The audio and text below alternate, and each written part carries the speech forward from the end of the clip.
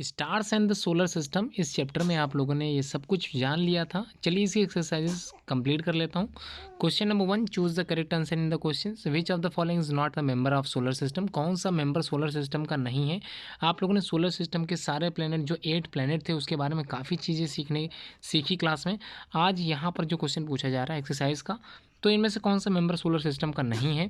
N asteroid, a satellite, constellation, the last one is comet. तो constellation is not a member of solar system, ये answer right है। इसका मतलब ये आपको सही आंसर करना है।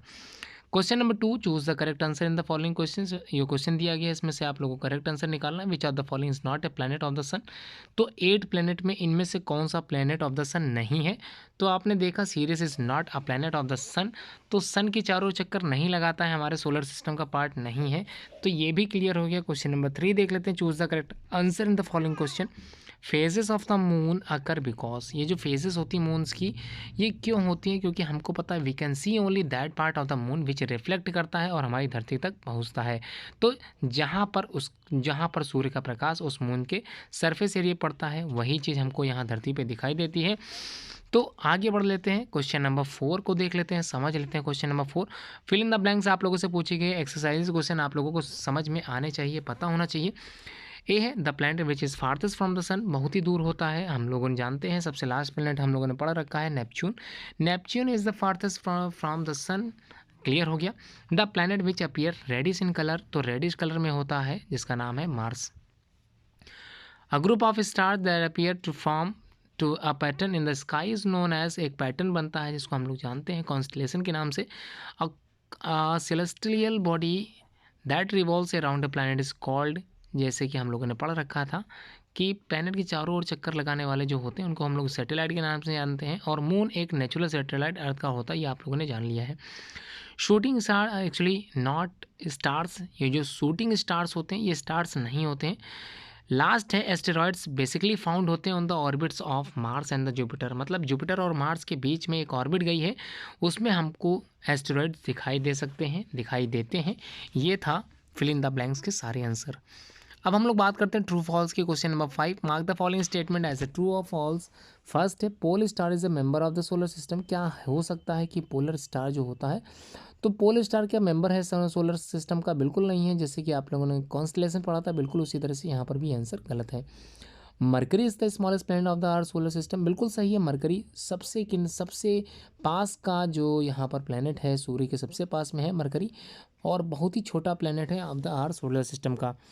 Uranus is the farthest planet of the solar system, क्या आपने यही पढ़ा था? बिल्कुल नहीं। नेपच्यून था फार्थेस्ट प्लैनेट, जो कि दूर था, तो ये बिल्कुल रॉन्ग हो जाएगा। इनसैट जो कि एक आर्टिफिशियल सैटेलाइट, बिल्कुल ट्रू है। देयर आर 9 प्लैनेट्स, बिल्कुल नहीं हो सकते, ये तो फॉल्स अपने आप ही होगा, क्योंकि हमने 8 प्लैनेट आप लोगों को पढ़ाए थे। Constellation Orion can be seen only in the telescope, telescope की सहायता से कॉन्स्टलेशन ओरियन हम लोग देख सकते हैं? बिल्कुल नहीं देख सकते।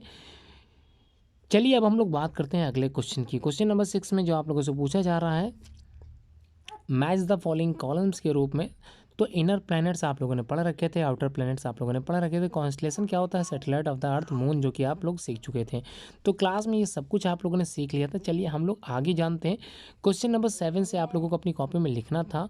तो 7 में, in which part of the sky can you find Venus if it is possible and the evening star, तो कौन सा part of the sky can you see, मतलब वीनस को देख सकते हैं। तो Venus become visible after sunset, तो सनसेट के बाद जो हमको प्लेनेट दिखाई देता है धरती से, उसका नाम है वीनस। इसी वजह से इसको हम लोग इवनिंग स्टार के नाम से भी जानते हैं। It appears in the western horizon, ठीक है, ये क्लियर हो गया। Name the largest planet of the solar system, largest planet solar system का नाम बताना है। तो जैसा कि आप सभी लोगों ने पढ़ लिया है, Jupiter is the largest planet in our solar system. It is so large that about 1300 earth can be placed inside the giant planet, तो इसके अंदर लगभग 1300 से अर्थ समा सकते हैं। However the mass of Jupiter is about 318 times that of our earth, तो इतना ज़्यादा बड़ा होता है, जिसके बारे में हम लोगों ने पढ़ लिया। इसी वजह से लार्जेस्ट प्लैनेट है हमारे सोलर सिस्टम का।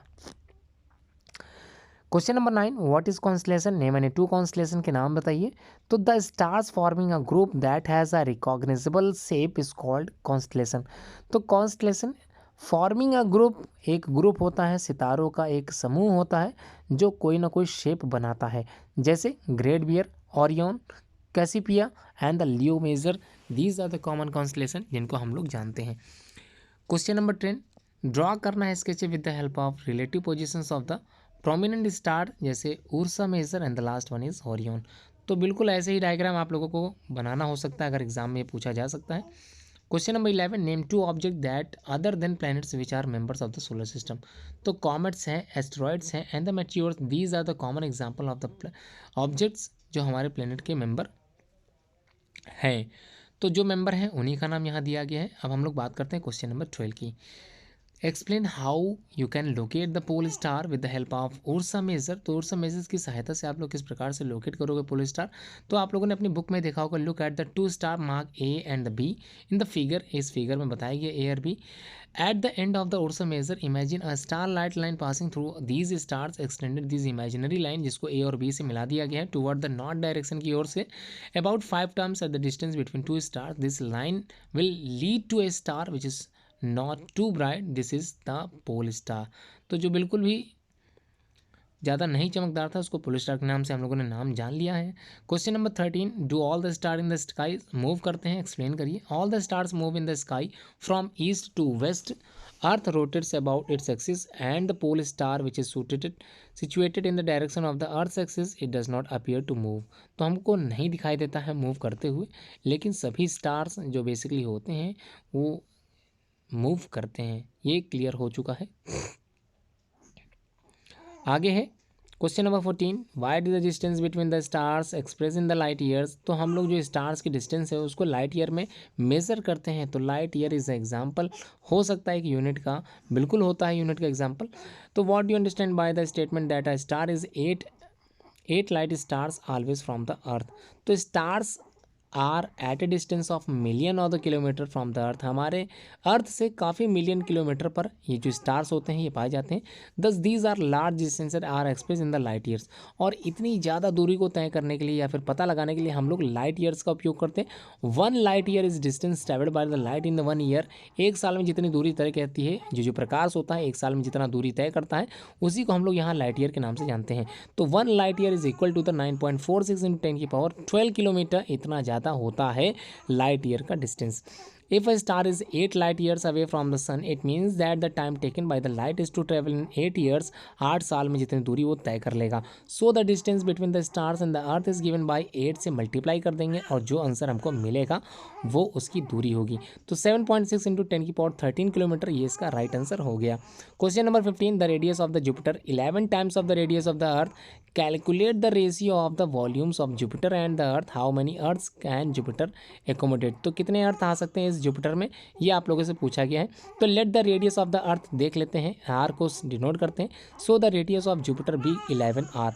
तो volume of Jupiter upon volume of earth भाग कर देना है 4/3 पाई 11 आर क्यूब से अपॉन 4/3 पाई आर क्यूब से, और जो भी निकलेगा यहाँ पर 31/1 में रेशियो निकलेगा। तो यहाँ पर since the ratio of volume is 13:31 ratio 1, so Jupiter can accommodate 30:31 अर्थ। इतने सारे अर्थ इसमें समा सकते हैं। बोजो had made the following sketch, एक स्केच तैयार किया द सोलर सिस्टम का। द स्केच करेक्ट है कि नहीं है ये आपको बताना है। तो करेक्ट है कि नहीं ये आपको बताना है। तो आपने स्केच देख लिया, position of Mars and Venus Uranus and Neptune should be interchange हो रहे हैं। The correct positions of the planet are as follows. यहाँ पर जो बनाया गया वो बिल्कुल सही है। इसी तरह से आप लोग अपनी कॉपी में बना सकते हैं। मैं उम्मीद करता हूँ आप लोगों ने इस एक्सरसाइज की वीडियो को अच्छे से समझ लिया होगा। अपनी कॉपी में इसको उतार लें। पूरी वीडियो के लिए जो आप लोगों ने इतना समय दिया, पूरी वीडियो आपने देखी, धन्यवाद आप सभी लोगों का।